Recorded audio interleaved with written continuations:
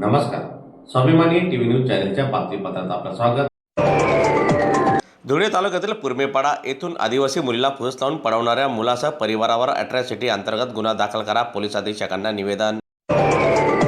धुळे तालुक्यातील पुरमेपाडा येथील आदिवासी मुलीला फूस लावून पळवणाऱ्या तरुणासह त्याच्या कुटुंबियावर अॅट्रॉसिटी कायदा अंतर्गत गुन्हा दाखल करण्याची मागणी धुळे जिल्हा आदिवासी क्रांती सेनेतर्फे करण्यात आली आहे. दरम्यान या संदर्भात आज रोजी धुळे जिल्हा पोलीस अधीक्षकांना निवेदनही देण्यात आले.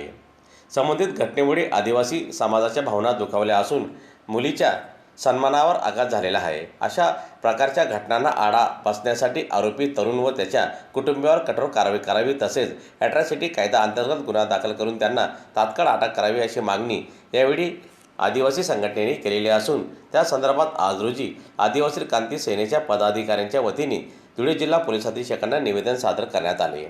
दरम्यान यावेळी निवेदन देण्यासाठी आदिवासी क्रांती सेनेचे पदाधिकारी कार्यकर्ते मोठ्या संख्येने उपस्थित होते. पंडित सोनवणे आज रोजी माननीय पोलीस अधीक्षक देवरे साहेब यांना आदिवासी क्रांती सेना प्रणित बापजी ग्रुप महाराष्ट्र राज्याच्या वतीने निवेदन देण्यात आले आहे.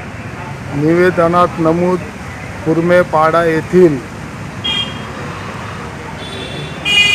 एका आदिवासी मुलीला बळजबरीने आरोपी किरण गंगाराम भोयटे व त्याचे आईवडील, बहीण, भाऊ यांनी बळजबरीने तिचं किडनॅप केलेलं आहे.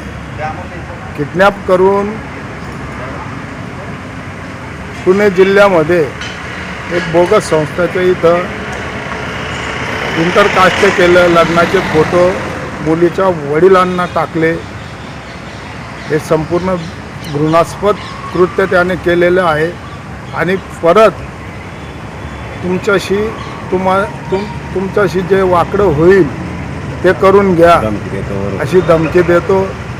जातीवादक शिवीगाळ करतो. त्याविषयी आम्ही माननीय पोलीस अधीक्षक साहेबांना निवेदन देण्यात आलेले आहे. आणि यापूर्वी धुळे जिल्ह्यामध्ये अशा घटना झालेल्या आहेत का आदिवासी मुलींना प्रेम जाळ्यात फसून 2-3 वर्ष त्यांचा वापर करून परराज्यात त्यांची विक्री करतात. वरखेडी गाव आहे. वरखेडी गावामधले काही आदिवासी मुलींची परराज्यात लग्न केलं होतं आणि नंतर ते एका वर्षानंतर त्या मुली गुजरात राज्याच्या कुंटणखान्यात सापडल्या. तरी संघटनेकडून प्रशासनास विनंती आहे का या प्रकरणाची गंभीर दखल घेण्यात यावी व सदर आरोपींवरती त्यांना तात्काळ अटक करून गंभीर स्वरूपाच्या अॅट्रॉसिटीचा गुन्हा दाखल करण्यात यावा अशी प्रशासनास विनंती करतो.